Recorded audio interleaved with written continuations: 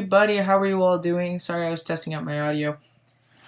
Today I'm going to be showing you guys a quick preview of OS X Mavericks. This isn't going to be a full review, but I'm just going to be talking about some of the things I find to be cool about the new update.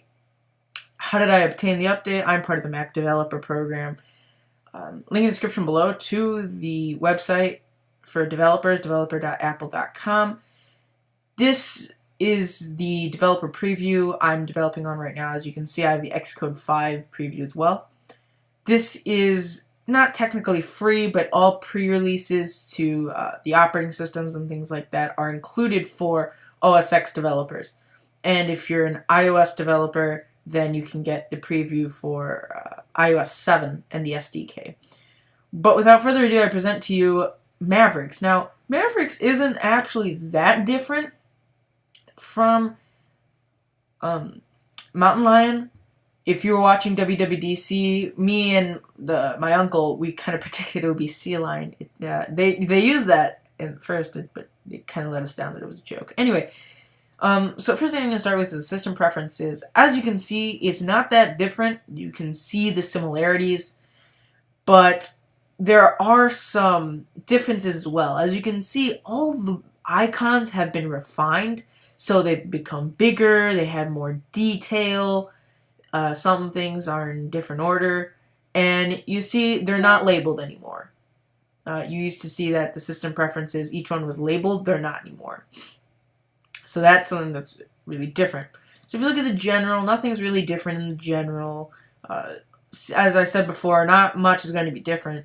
But you have like sharing, which has been moved. I believe it was down here, but now it's here.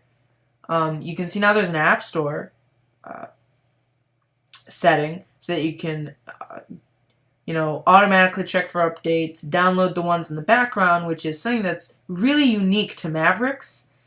You can now automatically have the computer download the updates without you saying, no, go ahead, download it. So that's really cool.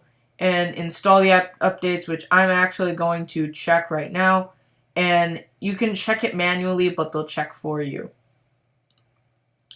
They've also refined the iCloud icon, so instead of being gray, maybe a steel color, now it's a blue color with a white cloud. Makes it more realistic. As you can see, there's all this cool stuff. And iCloud keychain, which stores every password, username, credit card number, and it can even suggest really, really long passwords. And when you're on your Mac, you don't even have to remember it. If you click on, let's say you want a password for your Apple ID. If you click on it, it'll automatically suggest, and it'll make passwords so that they're really long and hard to encrypt, or decrypt, sorry. So it's really useful for people who want something secure and safe, especially for those bank accounts so that no one can steal your identity, things like that. They have a section for internet accounts. It's really cool because you can store everything from iCloud to Vimeo. It's kind of weird they don't have a YouTube right here, but Flickr. Who even uses Flickr? Who even uses AOL? Okay, that's my question. Who uses that? Or Microsoft Exchange? But you can even add other accounts, as it says right here. Now, some other things with Maverick. So I'm moving on from the system preferences. You might want to play around with this a little so that you can get used to it. As you see, there's like a startup disk. So, that's really new. If you have other disks that you can use, you can select that so that your computer starts up with that one instead of the regular Macintosh HD disk. Now, let's move on and go to some other features. You can see it now has the Maps application. Maps is really cool, and it's basically the one we have on our iPhone, but it's just a tad cooler. Now, as you see what I'm doing right now, I am just kind of rotating it. Now, if I wanted to get a 3D, that's, Now, I can't get really 3D-ish, but it's going to be a little difficult. I don't know how to do flyover yet. That's kind of something I've been working on.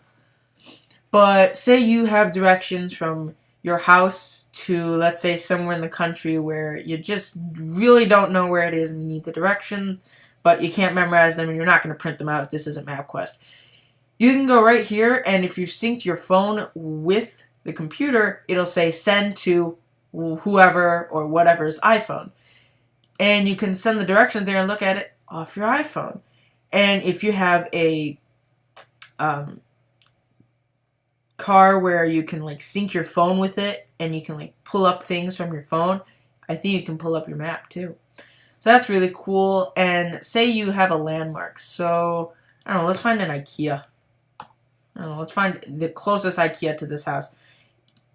You can click on it, click on the eye, and all the information about it will come up. You can see how it is on Yelp. You see the hours, how many miles it is from you, the reviews, some photos, which of course it's all IKEA photos. I mean, who's never been to an IKEA? You can add it to your contacts, which is kind of weird. I don't know why you'd want to add IKEA to your contacts, but if you work there, you would. You can add it to your bookmarks, get directions for it, and report a problem with maybe some of the information. And again, you can add this to your iPhone. We haven't currently synced the iPhone yet, but if you have, it will say, oh, you want to send that to your iPhone? Okay, we'll do that. But you also have all these other ways you can send it to yourself. And of course, I'm double clicking it. I'm not going to run the mouse, so I'm just going to stop that. Now moving on from maps, there's also some other nice things you can do with this. Now with Finder, there are tabs. So let's say I have download and all my files. As you see now, there are tabs, and you can add tabs, so this makes viewing Finder much easier. So you don't have to have multiple Finder windows. You can have one Finder window open. Now if you watch WWDC, they pointed out that you can now make it full screen without worrying about, oh, I need to see that other Finder window. So that's really cool. And there's now tagging too. So let's say you tag something with, I tagged this Apple Hurricane wallpaper, if you look at it. It's cool. With the red tag. That way, anything I tag with the red tag will show up here. Same thing with the orange tags. Yellow, green, blue. You can display all your tags and look at it like this. Now, what's really cool is that you can create your own tags too. So when you say something, other than just saying, oh, where do you want to save it? What do you want to call it? You can even say, oh, I want to add these tags to it. So those are the really cool things that have come with Mavericks for Finder. Now, there's another thing that I find to be really cool, but it's not going to be handy to some people. Now, of course, some of you may be saying that, oh, well, Macs are expensive, so if I'm going to buy this, I'm going to buy it when it comes out, because currently it is not out in stores yet. Well, in stores, I mean Mac App Store. But Mavericks comes with the new software update where you can now have multiple displays and do only one thing on each display. Now, if you're not quite grasping the concept, this is what I mean. As you see up here, I have a TV monitor, and that means I have an Apple TV with AirPlay enabled. So if I say, oh, I want to connect to AirPlay, and I want to display it on the TV, which has Apple TV connected to it, I can display this desktop screen, or whatever's currently on here, on that TV. But with Mavericks, it just displays a whole new desktop screen. So if you go to Mission Control, and you make a new desktop, it's basically like creating a new desktop. And you can drag and drop things between the desktops. So let's say I open up System Preferences, I can drag it to the other screen. And that means that you can now work simultaneously without interrupting the other screen. And I find that to be the most useful thing on the planet because I really like to work with multiple screens. Being a TV, because I like to show some people what I've been working on and to see if they have any tips and things for me. So that's really, really useful. Now, of course, there are other things that come with Mavericks, but these are really, really internal things that will help battery life. And as you may not know, when you have multiple applications open, they will take up a lot of battery life. And even if you're not working with one, it's still taking up battery life. Now with Mavericks, you can open, let's say, Safari, and you're on a really, really intense website, a website that takes up a lot of your battery life. If you move to, let's say, iTunes, your battery life drops to the point where it's only handling iTunes, so not both Safari and iTunes. And I find that to be really cool about the new Mavericks. And there are a bunch of other really internal software things that have come with Mavericks, but to the basic user, you really don't care because you want the new features. So I hope you guys enjoyed this video. If there's something I might have missed, please comment it. Not the really, really internal things like timer coalescing and things like that, or the new CSS3 animations that Safari's ready to go with. And I forgot to do Safari. Okay, let's do this. So, yes, let's see. Okay. So, in Safari now, we have a new user interface right here. You see this new user interface looks like this. This is what your top sites look like now. And you can even look at your bookmarks and reading lists. And if you have your Twitter and LinkedIn connected, you can look at your Twitter and LinkedIn feeds. And you can now view those from the sidebar here. And you can look at your top sites, which I find to be the coolest thing ever because, you know, sometimes you just wanted to look at your bookmarks from the sidebar, not from here, and I don't even like using that drop-down menu. So now you can just do it like this. And if you want to access it and you don't want to access it, you just use this.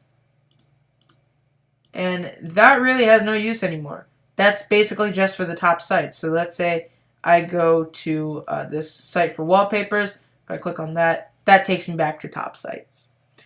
So I hope you guys enjoyed this video. Rate, comment, subscribe, like, and favorite. I really, really enjoy Mavericks, and I think it's going to be great when it comes out. Especially if you're a developer, because now Xcode 5 comes out with this Sprite gaming, or Sprite Kit gaming template for Mac, so that you can create 2D games, and I find that to be the coolest thing ever. That's what this is right here. So I hope you guys enjoyed this video. Rate, comment, subscribe, like, and favorite. I'll see you guys later. I'm DelaPH1, and I bid you farewell.